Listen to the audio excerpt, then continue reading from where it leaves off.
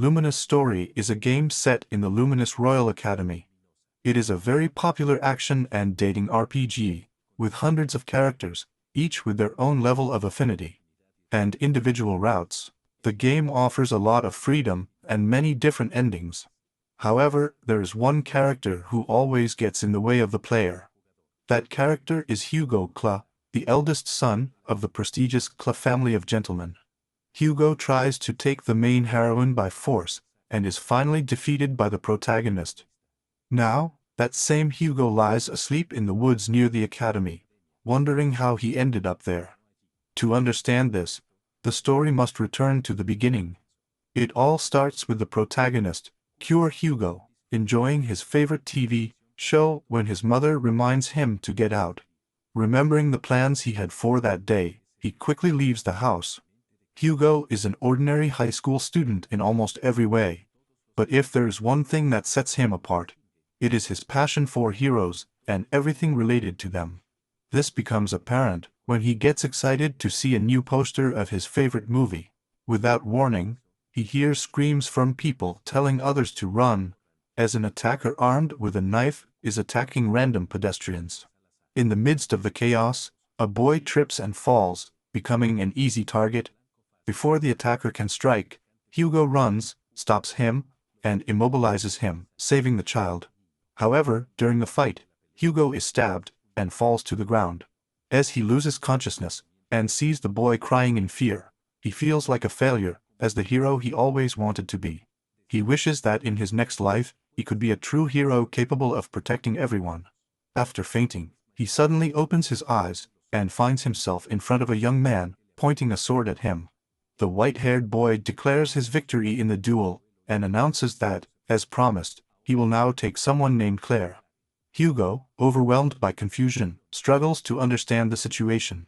A girl named Claire appears and calls the white-haired young man Zeno, asking what's going on.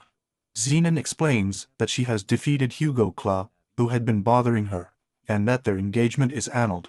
With confidence, he proclaims that he will protect her from now on. Moved by his words, Claire sincerely thanks him, while the bewildered Hugo wonders what is happening, and why he has to witness such a scene in what he believes are the last moments of his life. His vision fades again, and he thinks that this collapse is his true end. However, he regains consciousness again, this time finding himself in a bed. As he looks around, he notices that the place looks like an infirmary and wonders why he is still alive. He goes to a nearby window to take a better look at the surroundings, and sees his reflection, one that is completely unfamiliar to him. Surprised, he instinctively demands to know what is going on. At first, he wonders whose reflection that is, and when he realizes that it is the same, he is stunned to discover that he is unusually handsome. An old man in a formal service uniform enters the room. Hugo doesn't recognize him. The man immediately begins to scold him, calling him a disgrace to the family and declaring that he has now been defeated, leaving Hugo even more confused. The old man continues to express his disappointment that Hugo was defeated by a nobody, despite wielding a legendary sword called Galendil. As Hugo looks at him completely bewildered, the man goes on to say that he has only tolerated Hugo's actions because of his abilities. But someone who repeatedly sullies the name of the Clough family is no longer necessary. Hugo finally interrupts him and insists that he has no idea what the man is talking about, even asking who he is. This only frustrates the old man more. Unable to continue, the man turns to leave, but not before announcing that Hugo will be expelled from the bedroom and must return the Galendil sword. When Hugo tries to stop him, the man tells him to at least be grateful for the tuition the family paid, and warns him never to use the name Kla again. With that, he leaves. From the man's tone, Hugo assumes that he is supposed to be his father. However, this person looks nothing like the father he remembers. In addition, the man clearly looks like a foreigner, which further deepens Hugo's confusion about the life he has suddenly awakened into. Just at that moment, a guy comes into the room and calls him brother. The boy expresses his relief that Hugo has regained consciousness and asks if he is okay, especially after his father left so enraged. Hugo is a little surprised to see the boy, as he looks almost identical to the boy he saved before he died. Putting that aside, she asks the boy who he is, which leaves him surprised. The boy then asks if Hugo has lost his memory due to the bereavement he just had, and Hugo replies that could be the case. He apologizes and asks again who he is and who Hugo. The boy informs him that his name is Hugo Kla, the eldest son of one of the most prestigious families of gentlemen, the Kla family, and the heir to the family treasure, Gallandil. Then the boy introduces himself as his younger half-brother named Fly, who is physically weaker and cannot become a knight. Fly explains that before Hugo lost consciousness, he had a duel with a classmate that he lost. On top of that, his fiancée Claire was taken because of a bet he made. With all this, his father considers him a disgrace to the family. Before Fly can explain further, Hugo gets up saying that he understands that this is one of those situations of reincarnation in another world, and that it is the first time he has experienced something like this.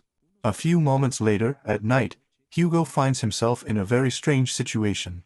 He's lying on the floor of a forest near the academy, wondering how he ended up like this.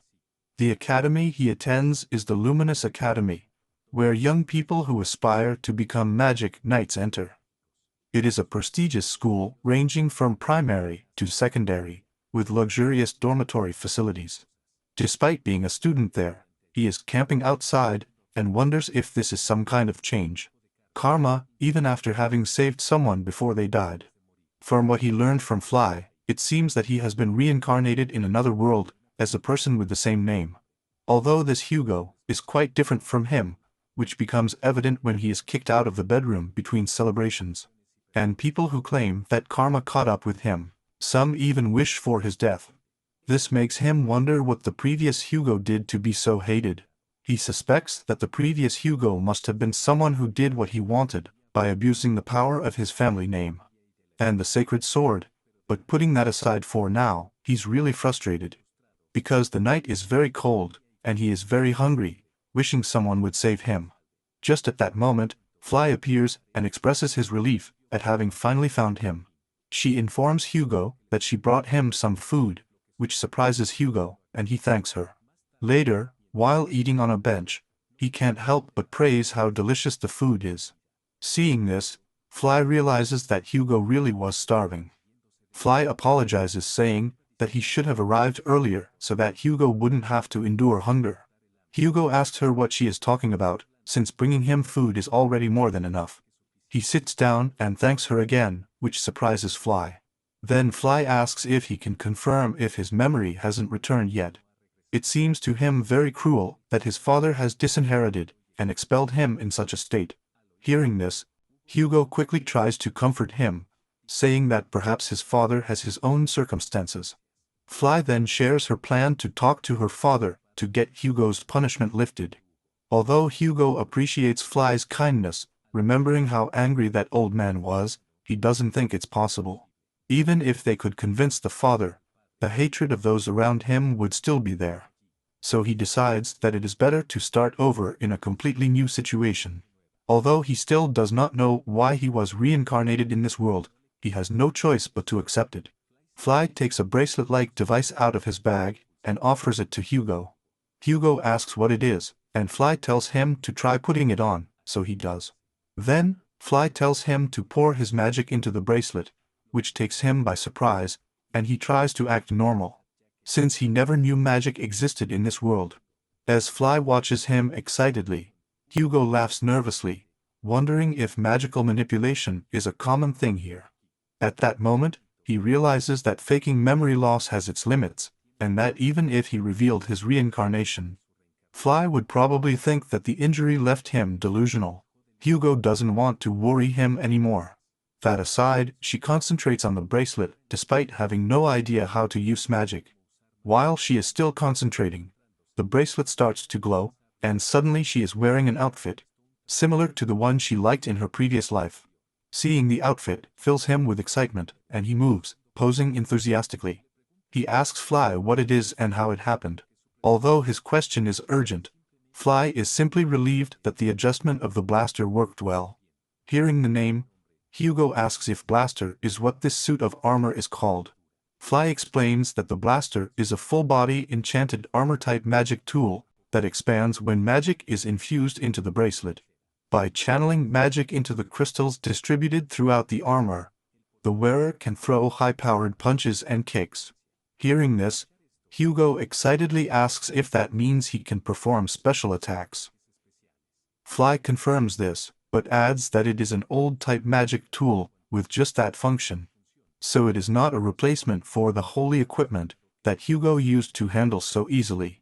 Ignoring that detail, Hugo gets excited and thanks her for giving him something so amazing. Surprised, Fly asks if he's really satisfied with an old-fashioned magic tool when he used to wield a holy sword like a toy. Hugo responds by asking what he means, since for him this is the object of transformation that he always dreamed of having. Try the deactivation command to remove the armor, and then the transformation command to summon it again. Full of joy, he thanks Fly again, and picks him up in his arms, embarrassing him, who asks him to put him down. Hugo continues to thank him, saying that Fly has helped him over and over again. Fly is surprised to receive so much gratitude for something like this. Hugo then says that being treated with kindness is already enough to make him happy, and that having a little brother like Fly makes him feel like the happiest big brother in the world. Fly is puzzled and deeply moved by his words. As it is already late at night, Fly says goodbye to Hugo and tells him that they will see each other tomorrow. Now that Hugo has the blaster, he thinks he could really become a hero that makes everyone smile. Full of excitement, he can't contain himself and starts training immediately. Meanwhile, at the academy, Zeno shows an eerie smile, convinced that he has finally rescued Claire from Hugo. It is then that it is revealed that this person is actually not Zeno, but Hanoid, a reincarnated from another world. After losing his life in an accident, he and several others in similar situations were guided by a god and reincarnated into the world of a game he had played all his life in the role of Zenona's. Luminous Story is a game set in the Luminous Royal Academy, a popular action and dating RPG with hundreds of characters, each with their own affinity system and individual routes. The protagonist is a transfer student who builds bonds with friends during school life, while facing various challenges and growing through life. Of the events, the main heroine and favorite character of Sado is Claire Rouge. In the prologue, Claire's lips are supposed to be forcibly taken by Hugo. That's why, before the event happened, Sado, who is now known as, intervened and rescued her. As he remembers from the game, after this event, Hugo, who has lost everything, hears the whispers of demons, and sacrifices his own brother to gain power, only to be defeated by the protagonist, making his destiny a miserable death. Zeno considers this the perfect ending for Hugo. That aside, since he has taken such drastic actions, he suspects that the other reincarnated will probably start moving as well. However, even so, Zeno believes that in this world, the one who will become the hero and enjoy the arena will be him.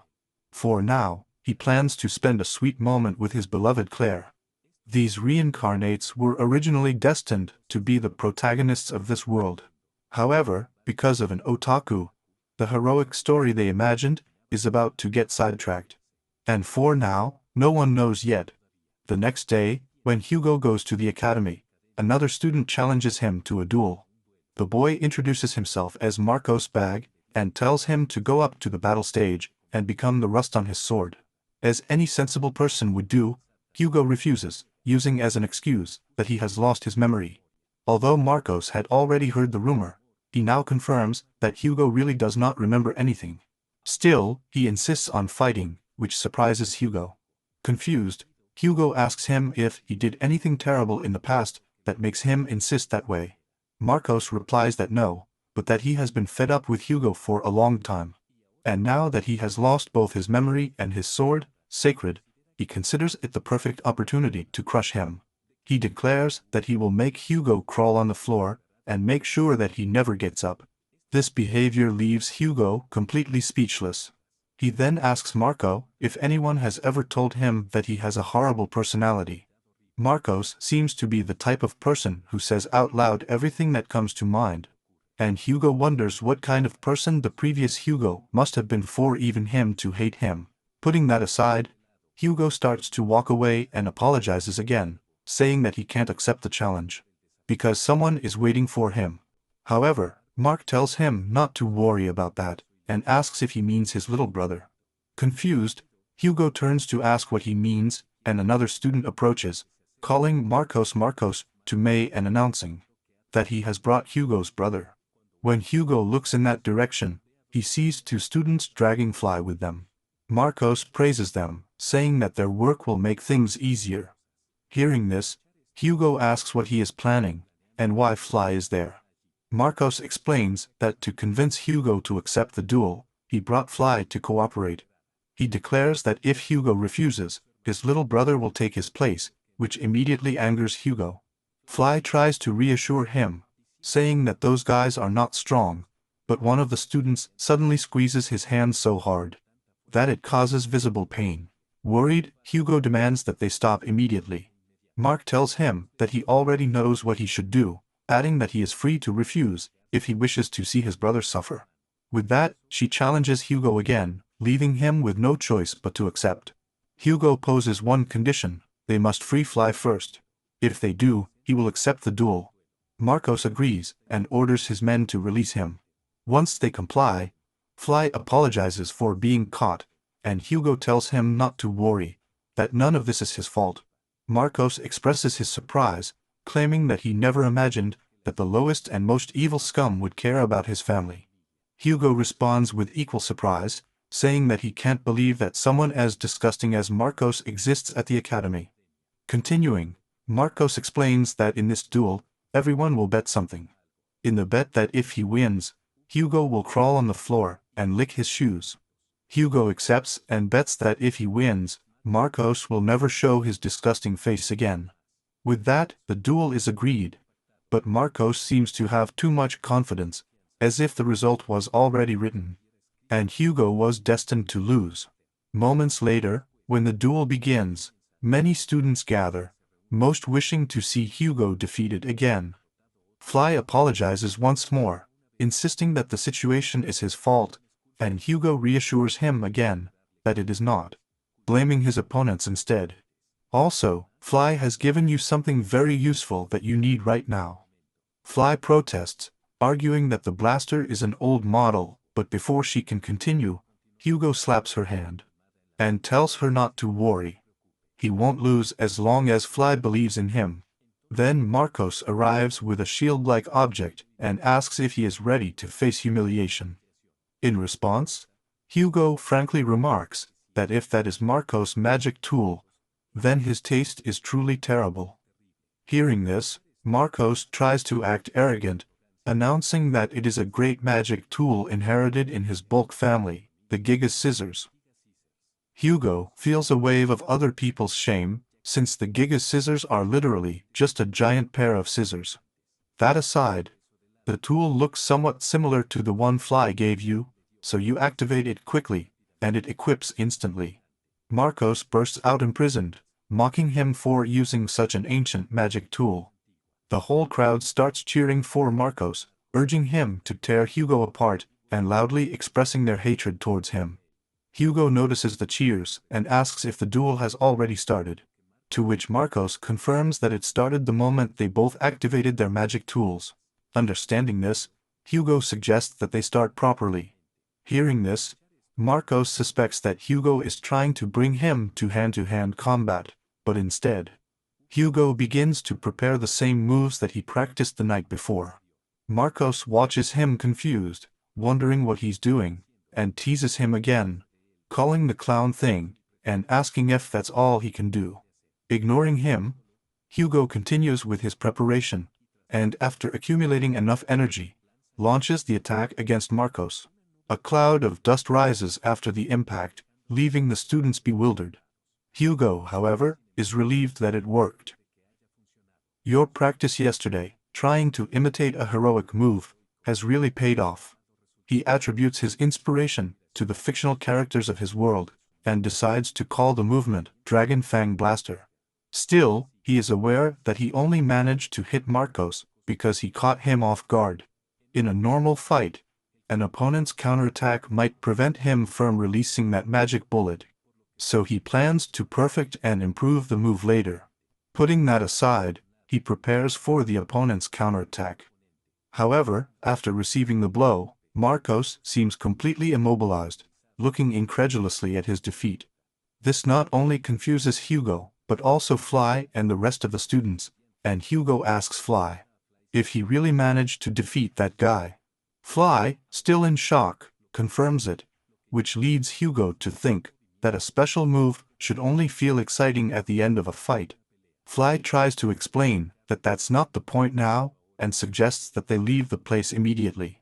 Later, Hugo apologizes to Fly, feeling guilty for putting him in danger and for making them miss lunch. Fly responds with admiration in his eyes, telling him not to worry, that what matters most to him is how amazed he is that Hugo can use the blaster so well, throwing magic bullets from the very beginning. Hugo then asks if that armor is really an old model, as it allowed him to defeat Marcos with a single blow. Fly explains that the blaster is a mass-produced model from decades ago, and more importantly, that full armor-type magic tools are not very powerful. This surprises Hugo, who considers them great and thinks that their defense seems high, although he is right about the defensive aspect. Fly explains to him that full body armor cannot exponentially improve his abilities. More importantly, any magic knight with proper combat training can improve his physical abilities with magic, and protect himself with a barrier which makes heavy armor unnecessary. Hugo is beginning to understand. Then he asks, since magic tools are still advancing, what would happen if someone created a new full-body armor? Using a lightweight and strong metal, Fly explains that a single armor requires enormous time and effort to manufacture, and given its cost, it is not suitable for mass production. Beyond that, it all comes down to convenience. The blaster can channel magic through all limbs, but offers no additional functionality. And if a magic knight attacks, using a separate magic tool, there is no point in wearing heavy armor. Devastated by this explanation, Hugo thanks Fly, feeling that he has just glimpsed a sad reality. He realizes that although transformable heroes are great, in a world where people are strong on their own, efficiency is valued much more than style. Seeing his brother so discouraged, Fly quickly tries to cheer him up, explaining that full armor tools are not completely extinct. Some are still inherited within prestigious families. Hearing this, Hugo remembers that Marcos mentioned that his scissors were also a family heirloom. More importantly, remember how everyone has been treating him badly, except one person. He asks Fly why she is so nice to him, since even without memories, he can tell that he is the most hated student in the academy. Fly is stunned by the question. With a warm smile, she explains that Hugo is her benefactor. Although Hugo no longer remembers him, he was the only person in his household who ever treated Fly with kindness. Fly grew up as an illegitimate son, born with a weak body and no talent to become a magic knight. Therefore, his parents treated him coldly, and he himself came to believe that he was worthless until Hugo saved him. At his lowest moment, Hugo told him that even if he didn't have talent as a magic knight, he did have it as a researcher. Hugo also promised him that when he became the head of the family, he would make Fly his right-hand man. The fact that someone recognized him made Fly genuinely happy. Because of that promise, he worked with everything he had and managed to enter the Luminous Academy. If it wasn't for Hugo, Fly would still be stuck in that lonely house with no place to belong. Everything he has now exists thanks to Hugo. Upon learning all this, Hugo is very surprised, and Fly adds that Hugo is really impressive for having fulfilled exactly what he promised by winning. That's why Fly plans to believe in Hugo with all his heart, convinced that he will keep winning no matter what others say. Since that's the case, Hugo decides that he can't afford to get discouraged either. Therefore, he chooses to move on and become the kind of big brother that Fly can be proud of. Fly replies with certainty that Hugo can make it, since in his eyes, Hugo is a hero. Those words take Hugo by surprise, and he thanks him himself. Silence. Determined, he promises himself that this time he will definitely protect the smile directed towards him, and will live up to Fly's expectations. That aside, he suddenly remembers that there is still some time left before the lunch break, and suggests that they go check out the cafeteria. Meanwhile, Zeno gets frustrated, wondering what all this means, and how it happened. He is confused because he has played this game countless times, and yet he has never heard of a duel event between Hugo and Marcos. In the same year as the protagonist is the character Marcos Bulk, who can be recruited early. However, he is the type of character that gets relegated as the story progresses.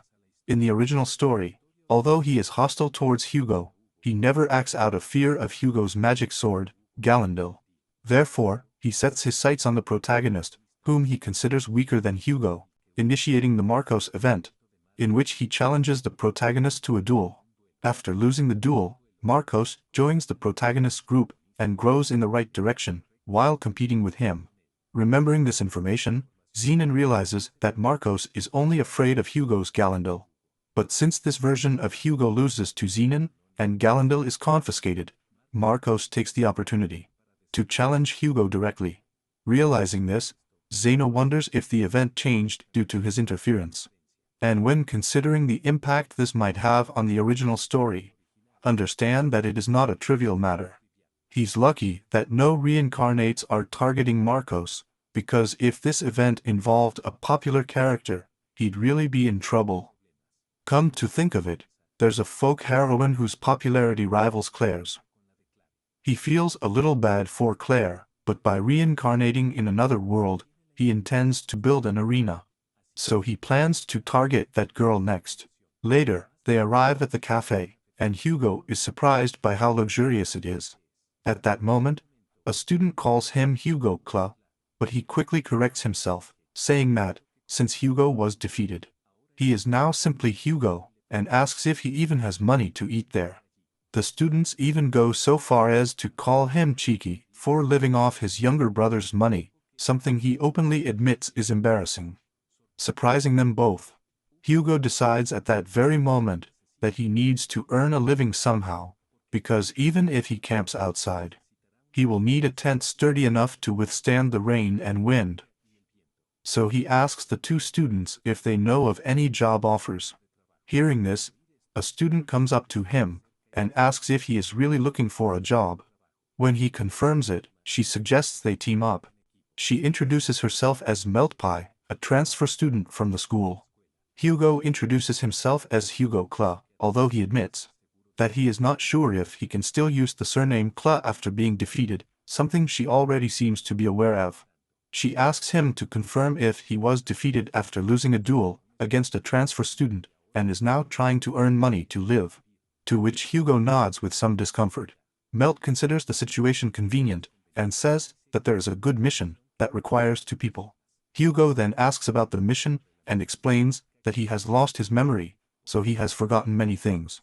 Surprised, she explains to him that a mission is a cooperative work commissioned by a local resident, in order to instill in the students a consciousness as future magic knights who will protect people. The Academy publishes these types of jobs for students, and after completing a mission, they receive a payment. Some students even cover their living expenses this way. Hearing this, Hugo realizes that Melt approached him because he needs money. He finds these missions similar to part-time jobs or internships offered by the school, and is struck by the resemblance. Putting that aside, he asks Mel what kind of mission she plans to accept. She responds by taking out a piece of paper and handing it to him, and he discovers that it is a patrol job on a nearby road. Once he understands, she asks him if the reward of the mission seems good to him. But Hugo, who knows nothing about prices in this world, cannot give a direct answer.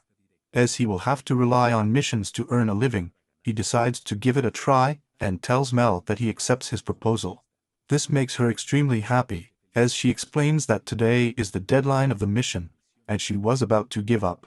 As he tells her that he is getting too close, Fly calls him. Fly has returned with the food balls, and asks Hugo who the girl next to him is. Before she can explain, Melt introduces herself as a friend of Hugo. Hearing this, Fly asks Hugo if it's true, and when he confirms it, tears start to fall from Fly's eyes. Fly expresses how happy she is that Hugo has made a friend, and says she almost feels like she is dreaming. Hugo feels a slight twinge from the way Fly says it and asks if she's making fun of him. Noticing their interaction, Melt remarks that his younger brother really appreciates him, and that Hugo seems completely mind different from what he has heard. A little embarrassed, Hugo says he lost his memory, so it may be a little different than before. Melt argues that even so, if he had really been a bad person, his little brother wouldn't want him so much. So he thinks he's not as bad as he thinks. She adds that she is glad that he is her first friend at the academy. Hugo considers Melt to be a very kind girl, and thinks that if she was on the TV show he used to watch, she would definitely be a main character. Putting that aside, with this first friend since her reincarnation, she feels that she has finally taken her first step in this world. The next day, Melt and Hugo arrive at their mission destination, and Hugo feels as if he has stepped into a real anime. He is amazed to see a steam train running along the tracks. Melt explains that it is a magic train, and reveals that she herself had never seen one until arriving here. Hearing this, Hugo asks if the trains are rare, and she explains that, as this area is close to the capital, trains pass through here, while she comes from the countryside, and has only traveled in carriages.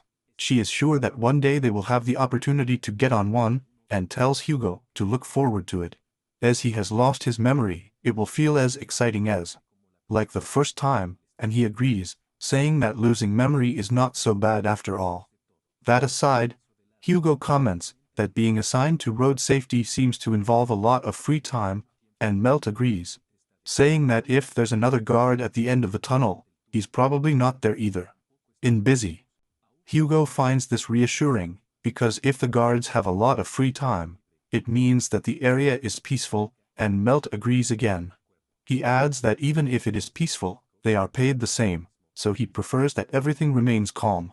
Then suddenly, they hear a background, a loud noise that startles him, and Hugo wonders what that sound was. At that moment, Melt receives a message on her bracelet, which leaves her confused, as there is still time before her mission ends. After talking to someone at the station, Melt explains that the train from earlier has not yet arrived at the station. Hugo suspects that there must be some kind of problem in the tunnel, and wonders aloud if the train could have run out of fuel. Melt replies that he doesn't know and suggests that they enter the tunnel to investigate something he agrees with. Moments later, they enter and find the interior so dark that Hugo can't see anything, not even the outline of the exit. Melt believes that the darkness is due to a slight curve in the tunnel blocking the light. While they are chatting, she steps wrong and almost falls, but manages to regain her balance, unintentionally giving Hugo a view of something. She straightens up quickly, blushing, and asks him if he saw anything. Although Hugo notices a purple flash, he denies having seen anything, claiming that the tunnel is too dark. Still doubtful, she asks him if he's telling the truth, and he reassures her as he points out that he stumbled because he was moving too quickly in the dark. Then asks if they have any light source. Hearing this, she tells him to wait and raises her hand. A shiny knife-like object materializes in front of her and instructs Hugo to only hold the handle, not the blade. Confused, he watches as she explains that this is her magic tool, the sword ring. She demonstrates how she can mold her magical energy into light, something that impresses him with its versatility. But then he notices something else. Melt is a beautiful girl from a distant land, dressed in purple, somewhat clumsy, and able to create lightsabers. These features eerily remind him of a certain character he knows. Melt asks him what he's thinking about, and now that they have light, he suggests they move fast and locate the train.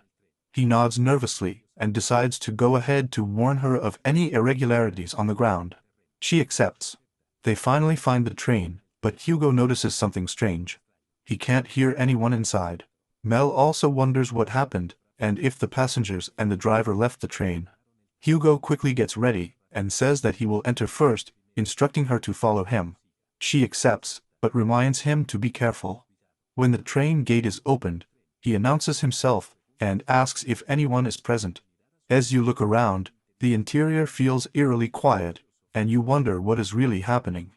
Since even an abandoned train should not cause such a feeling, Mel comes over to ask if she found anything, but she slips again, and Hugo asks if she's okay, noticing that it's the second time.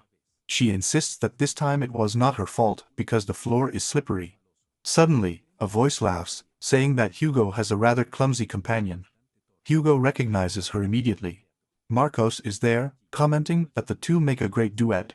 Upon seeing him, Hugo calls him the noble crab, which irritates him, and corrects the name to Marcos. That aside, Marcos admits that he didn't expect Hugo to be the one guarding the other end of the tunnel. More surprising, she says, is the fact that a woman is willing to team up with someone like Hugo. However, after seeing her stumble, he dismisses her as a simple clueless peasant woman. Melt responds by asking him why a noble as haughty as he accepts such a trivial mission. Before he can answer, she asks him directly if he has money problems. Surprised, he denies it at first, but then explains that his parents found out that he lost a duel and cut off his allowance. She tries to downplay it, but Melt laughs, feeling vindicated. Hugo tells both of them to stop fighting because it's not the right time. Then he asks Marcos, since he came from the other side, if he saw anyone on his way.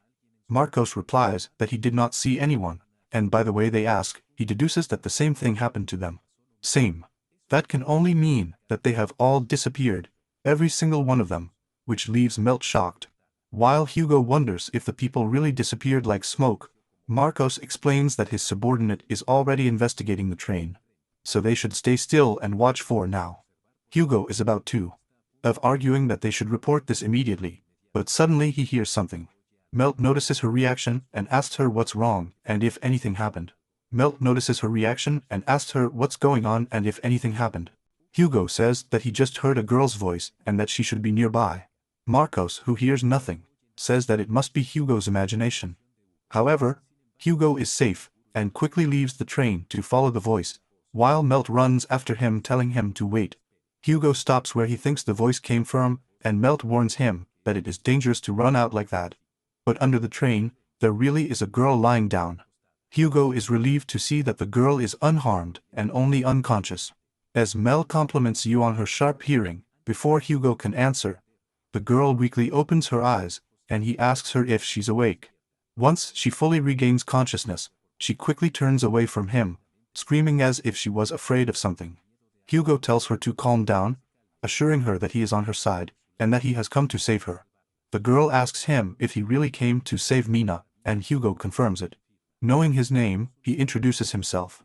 He explains that they heard that the train stopped inside the tunnel, so they came to investigate. Hearing about the train, she starts shaking and mentions her mother. Hugo gently asks her if she can tell them what happened, and she replies that her mother and everyone else were taken by a magical beast. The name confuses Hugo, while Mel looks shocked. She suggests returning to the train, as Mina may not feel it is safe there, and it would be prudent to share this information with Marcos. Hugo agrees. Moments later, Mina is taken inside the train, and Mel calls Hugo to see what she found. What he discovered looks like a thick, sticky thread, something Hugo doesn't recognize. Mel explains that he was attached to Mina's body. And although she is not completely sure, she believes that it is spider silk. Hugo, surprised, asks if he is saying that there are spiders that can produce such huge threads. She clarifies that it is not from a spider, but from a magical beast, monsters born from the souls of deceased creatures, possessing the body of other beings. Realizing it, Hugo asks if he means that they are facing something created by the fusion of two monsters. And she feels. Although he expected that in a world with magic there would be monsters, he never imagined something like the villains of his favorite series. At that moment, Marcos confirms that it is indeed a magical beast. According to the traces his subordinate found, it looks like the work of goblins with the power of a giant spider. Hugo asks him how he discovered that, to which he points out that no matter how much spider silk the beast uses, a single monster cannot kidnap all the passengers. In other words, the train attackers acted as a group, and goblins are the only monsters in this area known to move in a group. He suspects they hid in the shadows, set traps inside the tunnel, and then ambushed the train before taking the passengers away. In addition, he explains that the kidnappers probably kept alive to the passengers to gather provisions and reproductive hosts. He assumes that at this moment the kidnapped people are being transported to the monster's nest, and that once they arrive, the creatures will start. Before he finishes, Hugo firmly interrupts him, saying that he shouldn't talk like that in front of a girl whose mother was kidnapped. Realizing that he spoke without thinking, he apologizes, admitting that it was reckless on his part. Moving on, if what Marcos is saying is true, then the passengers are in danger. So Melt suggests that they should do something to help them. However, Marcos claims that there is nothing they can do, as his subordinates only found these threads all over the train, making it impossible to track the monsters.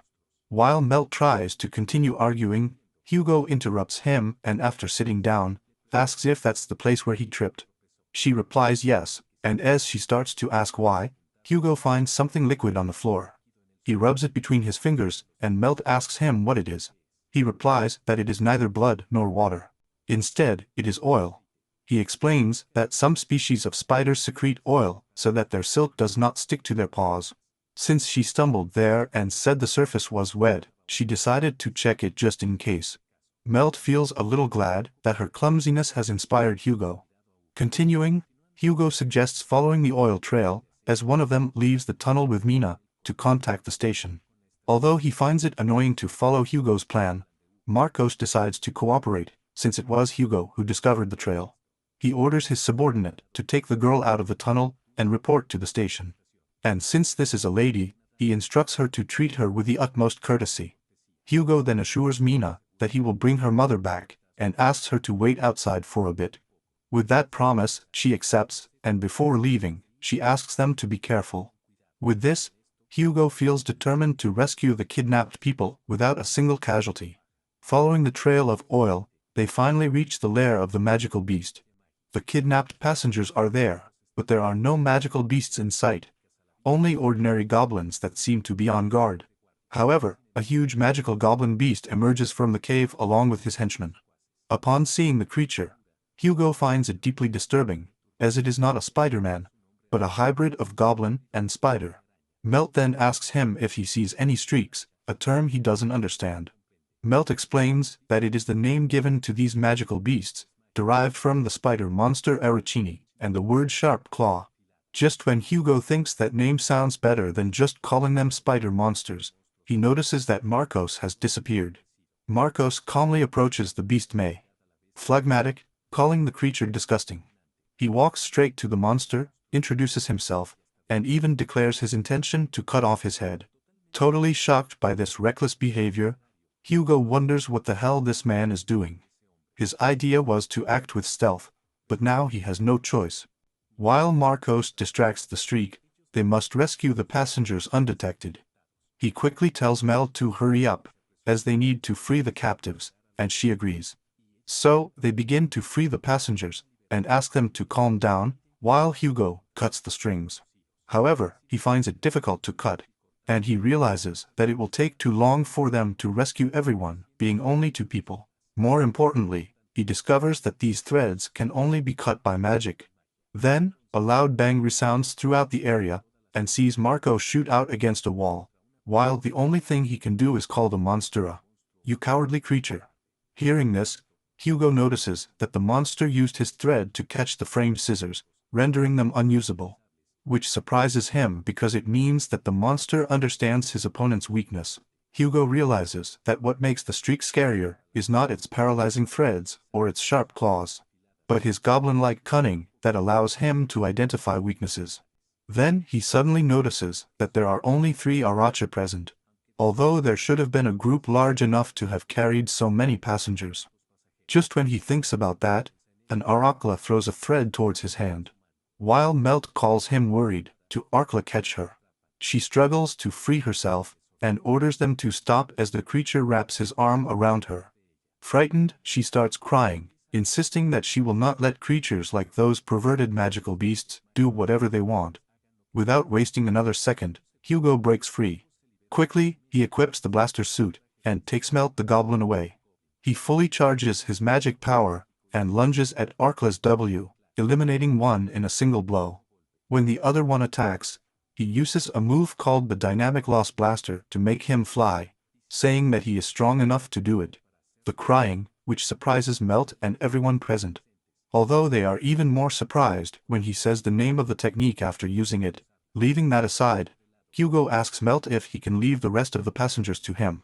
She accepts and asks him what he plans to do, and he informs her that he is going to join Marcos to defeat to the remaining magical beast. He then goes to Marcos and tells him to use Melt's magic tool, the sword ring, to free his scissors. But Mark is too distracted by the fact that Hugo defeated to Araklel alone. He refuses, insisting that someone like him does not need help. But Hugo points out that Marcos cannot continue fighting in his current state. He suggests that she calm down and cooperate with him, but Marcos refuses again. While he is distracted, the monster takes the opportunity to kick him in the stomach, sending him crashing back into a wall. While Hugo shouts Marcos' name with concern, Melt tells him to jump. He does so, and she summons many more sword rings and throws them at the Arakla. The attack inflicts considerable damage. Hugo thanks him and prepares to deal the final blow. He releases his explosive attack again, instantly taking out the two smaller Araklans. Only the big one is left, and when he sees what happened, he tries to run away, but he can't escape. As Hugo watches, he borrows Melt's sword ring, and after infusing it with enough lightning magic, leaps towards the creature.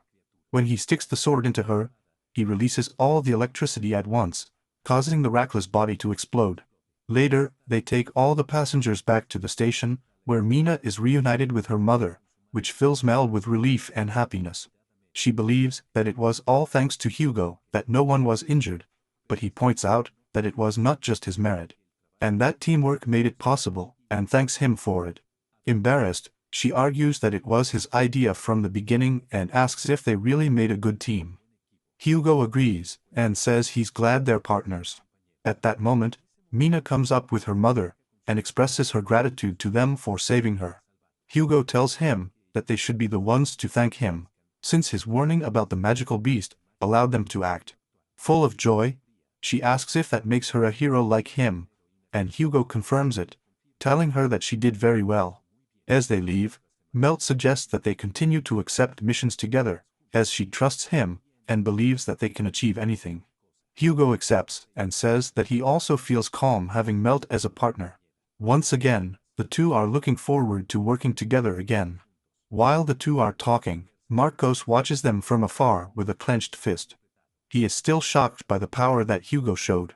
His subordinates then arrive and insist that he treat his wounds immediately. He refuses and orders them to make their training even harder from tomorrow, and they accept without question. She has made the decision to become stronger and show Hugo her true power next time. When Marcos leaves, someone watching him from a nearby rooftop is surprised to see that the darkness in Marcos' heart has disappeared. The mysterious figure did not expect this and decides to look for another target. Meanwhile, back at the academy, Zeno, a reincarnated, learns that Melta's stage route has disappeared, and that he can no longer recruit her as an ally. He is completely shocked and cannot understand how or why this happened. Melt was supposed to be a character who would definitely join the protagonist, so the disappearance of his route leaves him confused. She remembers her duel with Hugo and wonders if this is her fault, believing that perhaps she took Claire from Hugo earlier than planned. More importantly, he worries about how the other reincarnates will react to the disappearance of Melt's route. Devastated, he refuses to accept responsibility and convinces himself that it is simply a mistake of the game. He remains incredulous at the disappearance of Melty's route and fools himself into thinking she was meant to be his. The next day, at the academy cafeteria, Fly is surprised to learn that Hugo managed to defeat a magical beast by himself, and also using an ancient magical tool. Hugo attributes the achievement entirely to Fly, who adjusted the blaster for him, and adds that hitting and kicking is much better than fighting with a sword. This surprises Fly, as fighting with fists alone is not something that anyone can easily do. However, Hugo has been performing extraordinarily well since he lost his memory. At first, Fly was very worried, as he had heard that Hugo used to orgashe and rely heavily on Galandil's power. But looking at him now, Fly has a hard time believing that Hugo ever neglected his training. He wonders if the old Hugo, before losing his memory, was hiding his true power, and even lost the duel on purpose. Fly suspects that Hugo might have gotten tired of living under constant threat, both inside and outside the family. And maybe that's why he didn't seem too devastated when he was defeated. Fly believes that Hugo simply wanted to be free. And now that he has achieved that freedom, he may have awakened his true self, buried deep in his heart. Like his brother, watching Hugo enjoy his new life, and achieve such outstanding feats, fills Fly with pride. He hopes that Hugo can continue like this so that everyone recognizes the hero he really is. At that moment, Melt approaches them, who seems worried, and clearly wants to talk about something. Noticing her expression, Hugo asks her if something is wrong, as she doesn't look well. She laughs nervously, and with an exhausted tone, says that the matter is not alien to him, which puzzles Hugo. A moment later, a student bursts into the cafeteria looking for Melt. Upon seeing Hugo, he considers the timing to be perfect, which confuses Hugo even more. The student calls him, and demands that he release Melt immediately. Completely bewildered, Hugo asks him what he means, not wanting to get dragged into a fight out of the blue. The student responds with insults, and accuses him of tricking unsuspecting transfer students like Melt into making his. Surprised, Hugo quickly tries to explain that it is a misunderstanding, but the student refuses to listen to him. She introduces herself as Russ Gwynell, and declares that she will not forgive Hugo's heinous acts. Melt immediately intervenes, calling Russ and insisting that she is not being deceived, as she was the one who invited Hugo. Russ doesn't listen to her either, stating that Hugo is a dangerous man, that a girl like her shouldn't get involved with. Hugo admits that he has done terrible things in the past and regrets them, but swears that he is not trying to fool Melt, something that Russ has a hard time believing. Russ claims that there is no need to hear anything from someone like Hugo, and turns to the students around them for validation. Almost everyone supports Russ, agreeing that Hugo is indeed that kind of person. With his approval, Russ warns Hugo never to go near Melt again. Fed up, Hugo admits that maybe he's trash, but demands to know who Russ thinks he is in order to meddle in Melt's relationships. Melt supports Hugo, stating that she decides who her friends are, and that someone she has just met has no right to dictate anything to her. This infuriates Russ. Approaching Hugo, he says that Mel may think that he is interfering, but he thinks that one day he will understand his intentions. He then grabs Hugo by the neck and throws him against the benches, leaving Fly in shock. Fly asks Russ what he is doing, reminding him that it is dangerous to attack someone suddenly. Russ calls Hugo trash again and asks Fly if he's his brother. Fly defends him, insisting that Hugo is not trash, and that the real trash is Russ for attacking in a group and abusing only one person. Annoyed, Russ gets even angrier, especially when Fly adds that Hugo is an amazing person who defeated a magical beast, proving that he is not trash like them. In a fit of rage, Russ throws a punch at Fly. Before the blow can reach him, Hugo instantly intervenes and stops the punch, protecting his brother. This surprises Russ, as he cannot move his hand at all, while Hugo apologizes for his brother's rudeness. However, he adds that Russ and the others can say whatever they want about him, that's fine, but if they ever dare to lay a hand on Fly, that's another story, and he will never forgive anyone who makes his brother cry. After saying this, he lets go of Russ's hand, leaving him growling like a mad dog. Totally humiliated, Russ resorts to challenging Hugo to a duel, which Hugo immediately accepts, but only on the condition that if he wins, Russ will never lay a finger on his brother or his friends again. This demand angers Russ even more, but ignoring him, Hugo leaves with Meltifly towards the dueling arena. Moments later, the arena fills up with students eager to watch the duel. Most of them cheer for Russ to beat up Hugo. Russ smiles at the crowd, thanking them and promising to do exactly what they want. Seeing this, Hugo is surprised for a moment to notice how deeply they hate him, as his side of the arena remains completely empty. Melt apologizes to Hugo and Fly for dragging them into this, but Hugo reassures her by telling her not to worry, that it was their fault for not listening to her sooner. Patting him on the shoulder, he reminds him that even though Russ has more supporters, he has two people who are cheering him on right now. Melt is moved by his words, and Fly also agrees, insisting that Hugo will never lose. Touched, Hugo caresses Fly's head, thinking that he is the best little brother. When it's time for the duel, he enters the arena while Fly and Melt cheer him on. Everyone seems excited at the idea of the confrontation between Russ and Hugo, which irritates Fly and Melt. Then Hugo informs Russ that he is ready when he is, asking him if he is ready too. Russ responds confidently, stating that he will defeat Hugo for the sake of everyone. With both committed to a fair fight, the referee initiates the duel, and both activate their magic tools. Russ makes the first move. Changing his position, he throws punches at a distance that Hugo barely manages to dodge. Hugo is surprised by the nature of these cuts, which behave like wind blades, much like a Mitachi ki. He suspects that Russ' magic tool converts mana into flying blades, which means that attacks follow the direction of the sword. So dodging them is not especially difficult. He does exactly that, dodging every attack with ease. Surprising Russ, Hugo plans that shortening the distance and getting into the range of Russ' sword will make it easier to win the fight. Following the plan, he lunges forward, only to be hit from behind. He loses his balance and falls, bewildered by the unexpected angle of the attack. Then another figure appears next to Russ and asks him if he really thought he could approach so easily. Hugo is stunned to see that the figure is none other than a clone of Russ. Russ reminds him that he never said he would use only a magic tool. He's wearing two, Wind and the Avatar Ring.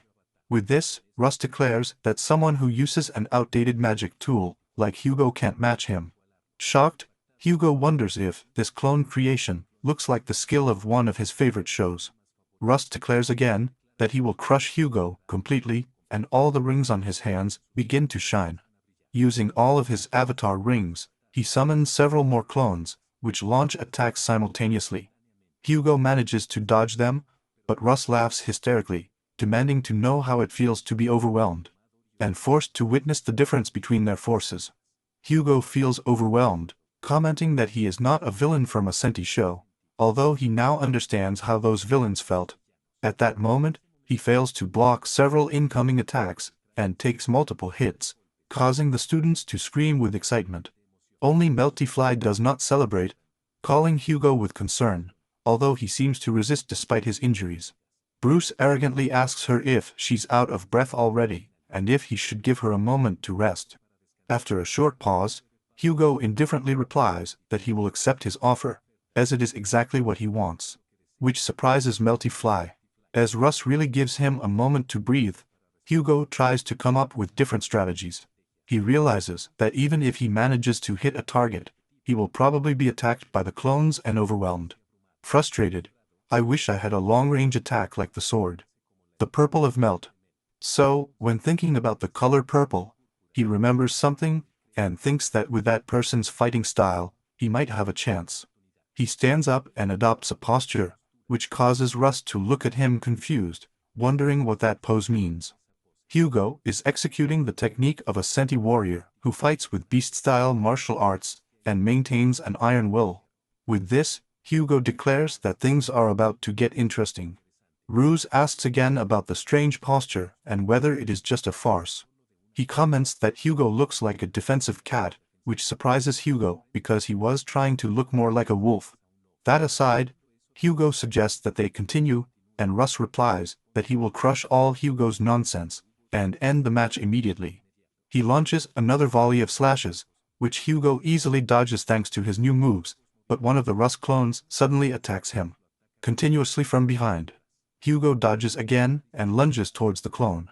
Russ watches intently, confused about what Hugo is planning, as he simply increases his speed and sends one of the duplicates. Deciding it's time to end it all, Russ plans to crush Hugo with all the clones at once. But before he can act, Hugo sinks his knee into the clone's face, moving so fast that Russ is momentarily stunned. Hugo recognizes that he cannot reach Russ effectively with hands or feet, so he will depend on his knees from now on. His plan is to boost his speed with magic power, to throw quick punches, and retreat before being surrounded. Shocked, Russ demands to know what kind of martial art that is, because he has never seen someone fight like that. Hugo replies that it's his own style. Upset and nervous, Russ or one of his clones launches to attack, but Hugo notices that his coordination begins to fail. He dodges the blow, hits the clone in the chest, and then finishes off with an elbow to the head, eliminating him.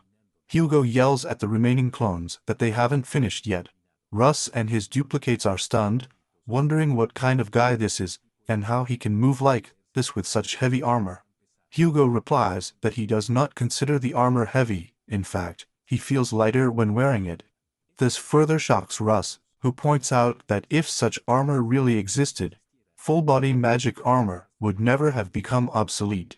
Hugo continues to fight, eliminating the clones one by one. The greatest skill he possesses is the power of imagination. The fantasies of his favorite shows have made him one of the strongest individuals in this world. Hugo Kle's talented body and Kira Hugo's kind soul combine into a man whose powerful imagination translates directly into combat, allowing him to fight with total fidelity to the hero he admires. The heroes themselves possess a supreme power, and since Hugo completely believes in such childish faith, he is able to show incredible strength. One by one, destroy each clone, leaving only Russ. Hugo suggests that they solve it one by one. Enraged and anxious, Russ charges, swearing that he will finish Hugo with his own hands. Hugo apologizes, saying that everything ends here.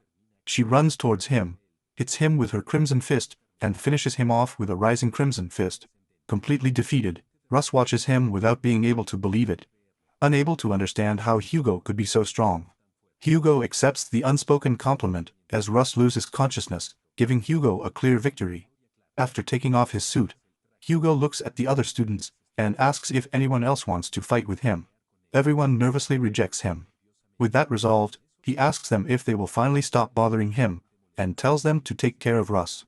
Noticing how the student who was cheering for Russ changes his attitude as soon as he loses, Hugo finds the reaction curiously funny. But before he can finish the thought, Melt and Fly call him. They express their happiness for their victory, and Fly praises their strength. Moving forward enthusiastically, Melt asks her what those moves were, completely delighted with her performance. As Hugo begins to attribute his victory to the encouragement of both, someone shouts his name angrily.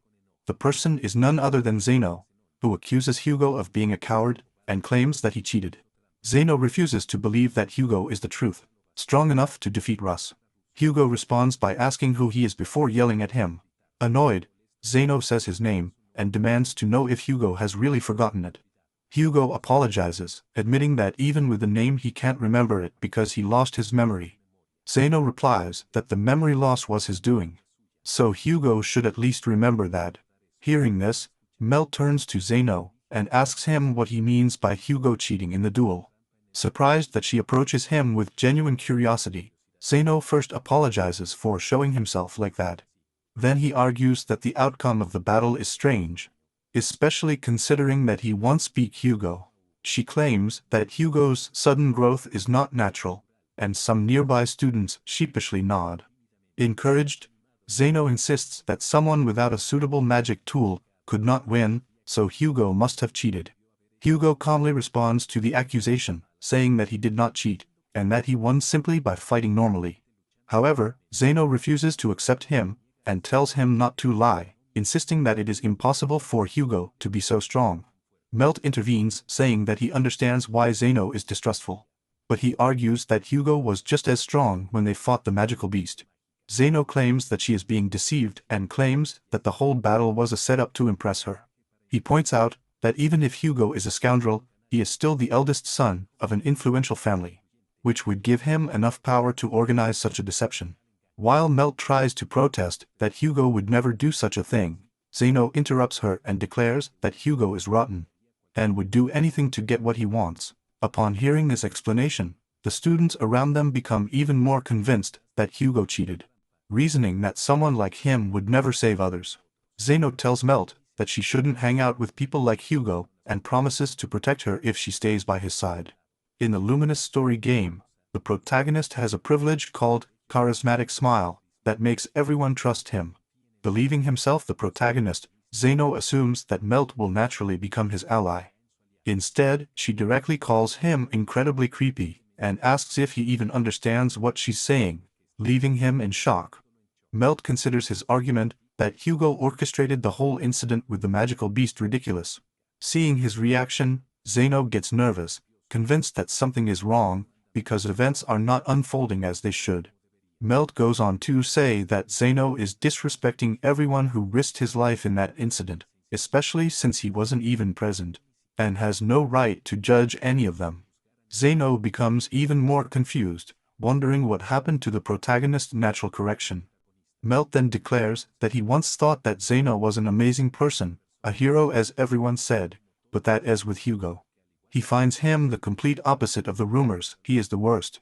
Upon hearing this, Zeno is devastated and refuses to accept that someone who sees himself as the protagonist can be rejected. Convinced that everything is Hugo's fault, he decides that just as he managed to snatch Claire away with a duel, he will regain his place in the same way. He challenges Hugo to another duel, declaring that if he wins, Hugo will have to let Melt go. Ignoring Zeno, Melt tells Hugo to look at her. When he turns to her, expecting a question, Melt stands on tiptoe and kisses him, leaving him completely surprised. Zeno is even more stunned, unable to believe what he is seeing, desperately begging for it to be a dream. Melt separates from Hugo and tells Zeno not to say he wants a duel again. He has just proved to everyone that he is standing by Hugo of his own free will, and that Zeno is just causing trouble. Hearing this, the students around become silent, until they start whispering to each other. Ignoring them and somewhat embarrassed, Mel takes Hugo's hand and starts dragging him, calling Fly to follow him. Fly, who has witnessed the whole scene, gets nervous and hurriedly accepts, leaving the arena with them. Behind is a devastated Senin, who still refuses to accept what happened and wonders how it could have happened. Already outside the arena, Hugo and Melt are just as nervous about what just happened. Melt apologizes for having acted so suddenly, and Hugo insists, nervously, that he should be the one to apologize.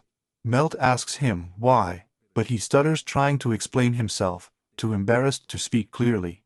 Then, Melt asks him directly if it bothered him that someone like her kissed him, which he immediately denies. He explains that he simply feels ashamed for having made her do something so daring just to calm down a situation that he provoked. And she smiles when she hears it.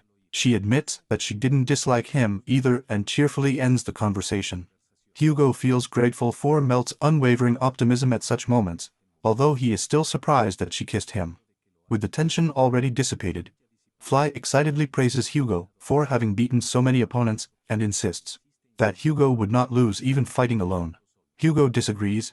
Although he was outnumbered, he never truly fought alone.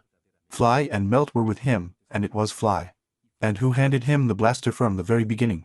Even during the battle against the magical beast, they protected everyone because Melt fought by their side. In truth, he has never fought alone. He's always fighting alongside someone. He then teaches Fly the hero code number 5. To be someone who can form bonds with others and fight alongside them. His friends. Hugo tells Fly to remember him because he will come out in the exam, giving him an affectionate pat. But Fly points out to him that Hugo has not yet taught him the number 1 code. Hugo replies that they will cover the rest later, when Fly starts to understand what it really means to be a hero. Fly insists that I show them to him now, calling him cruel. Melt observes their interaction from the side before joining them. She says that she is also interested in the hero codes, and asks Hugo to show them to her, joking that he will even give her another kiss. Hugo blushes and insists that a girl should not give kisses away so easily. Melt takes him by the arm and playfully asks him if that rule is also part of the hero code, while Fly grabs his other hand. Embarrassed, Hugo yells at both of them to stop getting carried away. Meanwhile, Zeno is in his room, furiously throwing furniture to vent his frustration. He doesn't understand what's going on. He is sure that the charisma of the protagonist should have worked with Claire and the others, so he cannot understand why it failed. Although he considers the background characters irrelevant, he sees the potential team members, especially the heroines, as essential to obtain. At that moment, Bruce knocks on the door and enters after excusing himself. Zeno immediately changes his tone, feigning concern, as he asks Russ about his injuries, as he was brutally beaten. Russ replies that he is fine, but that he feels humiliated for having lost in front of everyone. Zeno reassures him, and tells him not to worry, assuring that he lost only because Hugo cheated, and that everyone knows it. Surprised, but completely trusting Zenon, Russ accepts the explanation that Hugo cheated on him. Zenon feels confident in making such statements because at the beginning of the game, Russ Winan has quite strong starting statistics. As a recruitable character, Russ comes equipped with 2 magic tools and a variety of techniques. However, by the middle of the game, most of the characters surpass him in attack power, making him the classic crutch character. Zeno then tells Russ to have self-confidence, believing that although he lost today because of his opponent's cowardly tactics, he would have won in a fair fight. Zeno resorts to his supposed protagonist charisma, and insists that there is no way that Russ would lose against someone as short as Hugo. And Russ agrees. Putting that aside, Zeno decides that they must expose Hugo's tricks first. For that, he orders Russ to keep an eye on him. Russ accepts the task, saying that he will report back immediately if he discovers anything, as they are comrades who share the same goal. Sonona senses, and just like that, the system informs her that Russ has been added to her team, exactly as she planned. Fully aware of the personalities of the game's characters, you just have to say something nice to get them to start liking you. And with that, he plans to expose Hugo's secret. This duo will eventually cause a big incident in the near future. In that near future, a magical beast tells Hugo that he has been waiting for him, and that once he kills him, the monster will be completely reborn. Hugo declares that he will destroy it to protect his loved ones, and orders himself to transform. A few days after the duel with Russ, Hugo is waiting for the beginning of quiet days. However, these are interrupted by none other than Marcos, who once again challenges him to a duel. This meeting takes place in the forest near the academy, where Hugo has set up a tent. Annoyed, Hugo asks if Marcos doesn't think it's a little early in the morning to do this. Fly then points out that since Marcos lost the duel against Hugo and promised not to make him approach them again, his current action seems to betray his own word. Marcos agrees, but with a worried expression, he explains that, given the current circumstances, this is something he cannot ignore. Hearing this, Hugo asks if anything has happened. Marcos responds that he heard that Hugo used method, all unfair, during his fight with Russ the other day. Before he can finish, Fly insists that those are false rumors, and Marcos immediately agrees, surprising Fly. As Marcos has witnessed Hugo's true strength in person, he understands that someone like Russ wouldn't stand a chance against him. Hearing this, Melt whispers to Fly that in spite of everything, it seems that Marcos recognizes Hugo, and Marcos hears her. Ignoring the comment, Marcos goes on to explain that for some reason, he has been implicated in these false rumors. Due to the accusations that Hugo organized the incident in the tunnel, he is now seen as his accomplice. He is frustrated, wondering how that could happen, since he, being a proud member of the Bulk family, would never help in something like this. Upon understanding the situation, Hugo apologizes, realizing also that Marcos is quite hated. Since now this affects the honor of the Bulk, Marcos challenges Hugo to a duel to clear his family's name. However, Hugo points out how useless it would be, since no matter how seriously they fight, it will look like a arranged fight between 2 despicable nobles. Marcos firmly states that he is no friend of Hugo, although he does not deny that both are widely despised. That aside, Hugo still refuses the duel. But since he is also a nobleman, he understands Marcos' situation, and that's why he makes a proposal. Hugo plans to do a mission with Fly and Melt, and asks Marcos if he wants to join. When Marcos seems confused, Hugo explains that they will treat this mission as a competition to see who gets the best results. If Marcos gets a better result, Hugo will accept the duel. If you lose, there will be no penalty, although the rewards will be divided equally. Marcos enthusiastically accepts Hugo's challenge, confident that he will overcome it. However, later, when he finds himself surrounded by children, he demands to know what this means. Hugo explains that this is the mission, and that he thinks they should do their best to take care of the children in a kindergarten. Marcos is completely stunned, having assumed that the mission would be something like hunting beasts or exploring a dangerous area. Hugo then points out that he has no intention of taking Fly to such a dangerous job. Frustrated, Marcos wonders why the Academy offers such tasks as a mission. Hugo explains that it is apparently intended to encourage interaction with local residents. Therefore, he suggests that both of them give their best, since the winner will be the one who gets the children to listen to him with the most enthusiasm, which leaves Marcos wondering how he ended up in this situation. Still irritated, Mark mutters to himself that a proud noble like him is doing something so trivial. But Melt gives him a blow to the head that makes him choke. Coughing and annoyed, he demands to know what he thinks he's doing, and she tells him not to get distracted, and to finish the mission he accepted. She also advises him to start befriending the kids, or else he'll end up losing to Hugo. Hugo, in fact, is doing a great job entertaining the little ones, even showing his transformation, which the kids find incredibly cool, surprising both Melt and Marcos. Marcos tries to calm down, reminding himself that he is the son of the proud Bulk family, as it is a competition with Hugo, and he has already accepted it. He decides to complete it perfectly regardless of the type of work. Then Hugo calls him casually, which upsets Marcos, who tells him not to act so familiarly. Ignoring that, Hugo explains to her that the children want to see the magic frame tool, so she should show it to him. This annoys Marcos even more, who asks why he should do it, if his giant scissors are not toys. Hugo replies that he knows, but tells him to look at the children's excited faces. Realizing that he has no other choice, Marcos decides to make a demonstration, and activates the giant scissors. While the children watch in admiration, they are impressed by its golden color, and think that its brightness is incredibly cool. Hearing this, Marco feels very happy. He tells them that they have a great eye for recognizing the elegance of his giant scissors.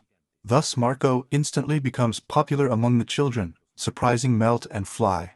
As Melt expresses his amazement, Hugo realizes that Marcos is actually quite good at this. Hugo begins to believe that Marcos is different from someone like Russ, because when Marcos was defeated, his followers immediately came to support him, showing how much they care about him, unlike Russ followers. He concludes that Marcos probably exaggerated due to their rivalry when they met, and that he is not a bad person. Thinking further, Hugo considers that a character who starts out as a villain, but gradually becomes someone comical and popular, could end up being a new ranger. Melt, confused, asks him what he means, and he simply replies that it's nothing, he was just joking with himself. Later, while they are resting, Hugo comments on how much fun it was to spend time with the children, and points out that their energy is contagious. Marcos, however, is completely exhausted, and asks him what kind of resistance Hugo has.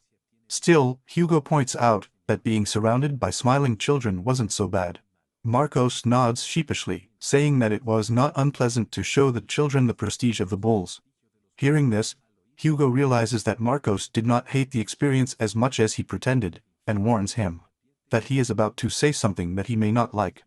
Hugo says that Marcos has started to like him, although he is still upset about what he did to Fly. Surprised, Marcos asks if Hugo is making fun of him. Hugo denies this and recalls that during their fight, Marcos claimed that he could easily defeat him if he didn't have Galindil. From that, Hugo realized how ridiculously honest Marcos is, unlike Russ, who after losing, spread false rumors about Hugo. Since Marcos has never done anything like this, Hugo admits that he has started to like him, which does not improve Marcos' mood. Hugo then advises her not to get so upset, and comments that a rope that is too tight breaks easily. He believes that Marcos needs more peace of mind, and a little more ease. Only then will their good qualities begin to shine through. Hearing this, Marcos realizes that he truly lost his way after the duel, and has been acting impulsively, refusing to accept his own weaknesses. He believes that, as a gentleman who protects others, and a member of the Bolt household, he has perhaps behaved unacceptably. Hugo adds that a person who is too rigid cannot attract others. So the eighth condition for becoming a hero is to become someone loved by children. He advises Marcos to write it because it is important. And hearing this, Marcos starts laughing. Marcos says that if he is a titanium rope, then Hugo is a tightrope. Suddenly, they both hear a commotion caused by a woman screaming for someone to stop. She works at the kindergarten, and is calling a strange-looking man who is at the entrance. Instead of stopping, the man starts laughing, as vines sprout up all over his body. He claims that if he lets it devour more children, he will become more powerful. Hugo and Marcos take a step forward, and since it is clear that this man cannot be released, Marcos suggests arresting him. But in the next moment, the man transforms into a monster, and demands that the children be handed over to him, which leaves them both in shock. The transformed man adds that he will become even stronger as long as he continues to raise that thing, but for that he needs dams. And is approaching kindergarten. Marcos orders her to stop and not make any strange movements. Instead, the monster throws a punch. Hugo yells at the woman in a maid's uniform to duck and dodge, while Marcos blocks the attack with his giant scissors. Seeing the destruction caused by the blow, Hugo and Marcos realize that they cannot allow that creature to approach the kindergarten. They activate their magic tools and prepare for battle. Marcos launches the first attack, but it does not cause any damage, and the monster counterattacks. Marcos manages to block, but the force is overwhelming. Hugo launches into the attack and deals a good blow to the monster's head, but does not leave a scratch. Refusing to give him a chance to counterattack, Hugo attacks again with more force, but still does not cause any damage. Instead, he injures himself by striking the creature's thorny armor. The monster taunts him, explaining that his armor is strong enough to harm anyone who touches it. Hugo pays no attention to her and punches her in the face before she finishes speaking. He declares that, even if it hurts, that pain is a small price to pay for protecting children, which angers the creature. Marcos tells Hugo that even if he acts recklessly, it seems that he has finally managed to cause him some harm. It's still far from enough to defeat him, but Hugo has found his weak point. Marcos realizes that the weakness is in the face of the monster, and now that he knows that he has been discovered, he will do everything possible to protect that vital area. Hugo asks what they should do next. Marcos concludes that they must deal a fatal blow to the head, where the armor's defense is weakest. But once alerted, the monster will protect that point at all costs, which will make it extremely difficult to break through its defense. Hugo can't break it alone, and neither can Marcos. Although he resents the idea, teamwork becomes his only option. Marcos calls Hugo and explains that he has a plan and needs his help. He claims that although the monster's armor gives him a formidable defense, his movements are clumsy. If they achieve a decisive blow, they can defeat him without problems. Although it irritates him to admit it, he can't deliver that blow himself. He decides to leave that task to Hugo, and since he will give her cover, he demands that Hugo follow his plan. He warns her not to make a mistake by insisting that she is not acknowledging him. She is simply fulfilling her noble duty to protect others. And for this, he will even join forces with a sworn rival. Hugo admits once again that he starts to like Marcos, and Marcos immediately tells him not to say things so disgusting. With that cleared up, Marcos asks if Hugo is ready to follow the plan. As that is the only strategy they have, Hugo accepts and shows the monster his strength. The monster says that they have been talking too much, and launches into an attack on Marcos, telling him not to get in the way.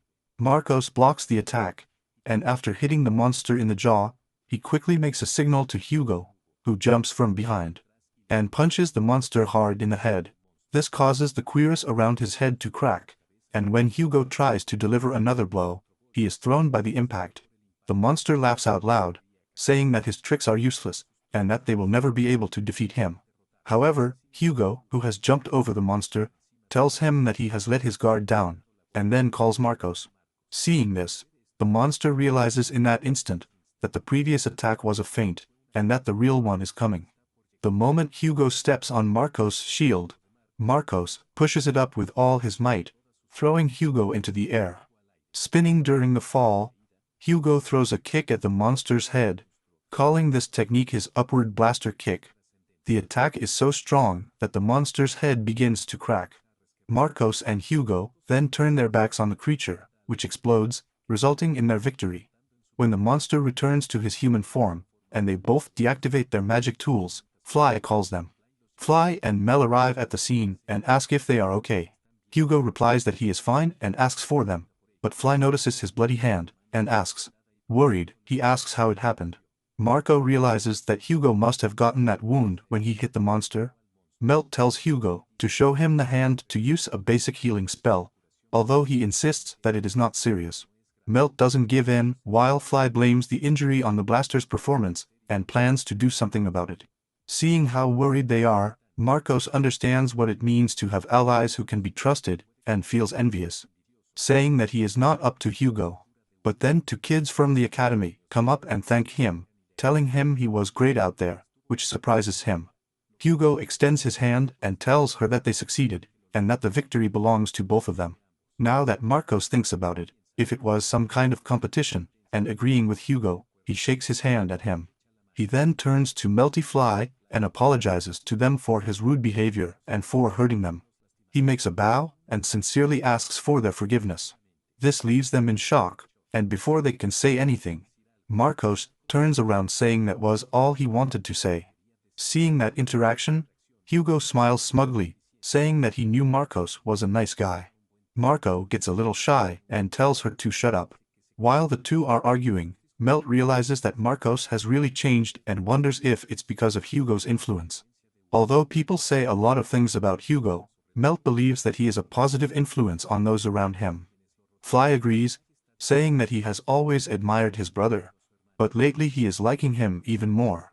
Mel wishes people could get to know Hugo better now, and see all the good things about him, and Fly nods. Moving on, the only thing left is to arrest the guy, and Marco suggests confiscating his magic tool first. However, to their surprise, in the brief moment they share, the man disappears. Meanwhile, near the jungle where the fight took place, someone is running away. That person is Sus, who is in shock after witnessing how a man transformed into a magical beast and acquired the power of a monster. But more importantly, not only did Hugo resist that monster, he won, and Russ has a hard time accepting it. He refuses to believe what he saw and accept that he could have lost. He is sure that Hugo cheated and claims that he would have won if the fight had been fair, which even Zeno confirmed. While muttering this in the middle of the jungle, the hooded figure who had been watching Marcos suddenly appears behind Russ, telling him that he is good. Russ immediately turns around and sees the person sitting in a tree, wondering who it might be. Just then she also notices the man who was transformed into a monster before, who is now begging for another chance, insisting that he will do better this time.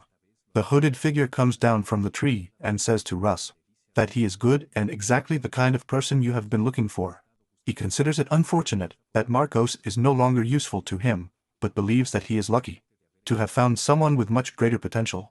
Marcos asks what he is talking about and demands to know who he is. In response, the hooded figure pulls out something that immediately catches Russ' attention. He hands it to her, and Russ wonders what that crab claw-shaped thing is, but the figure ignores him, and instead, explains that the monster man is Scoria, who tried to kill children. Not only that, but he also ruined the prototype of the hooded figure, testing his patience. After saying this, he raises Russ' hand towards the terrified monster man, who begs them to wait. Ignoring him, the figure orders Russ to break the magic tool. And when Russ does, the man disappears. Surprised, Russ looks around and asks, "What happened to that man?" The hooded figure ignores the question and tells Russ that he can keep the tool, and as long as he feeds it like he just did, it will keep getting stronger. Upon hearing this, Russ realizes that the claw devoured the monster man, but the hooded figure reassures him, insisting that it is a fitting ending for someone like that. He adds that he gave this tool to Russ to show his power, and since he had already given one to another before, he sees no problem in giving two or even more to different people. When Russ is about to say that he is too dangerous, the figure reminds him that the person he wants to defeat is also doing trap. He suggests you do the same, because playing fair won't get you anywhere. Although in the end, the decision is up to Russ. If you can't decide, he recommends consulting with the hero you trust. Before Russ can ask anything else, the man disappears, leaving the magic tool behind. Staring intently at his hand, Russ realizes that if he had enough power, he could finally defeat Hugo. Later, Russ visits Zeno's room and asks if he has a moment, as there is something he wants to discuss. Zeno agrees, reasoning that although events like this can be problematic, there is no harm in increasing affinity. Russ explains that he is struggling with something and wonders if people considered trash really deserve forgiveness. Assuming that this is a routine event of the game, Zeno advises him not to hesitate, insisting that punishing evil is the natural thing to do. Then Russ asks if it's okay to use the same methods they use. Zeno replies that for the sake of justice, he will need that level of determination. Russ agrees, believing that anyone willing to get their hands dirty for justice is not evil.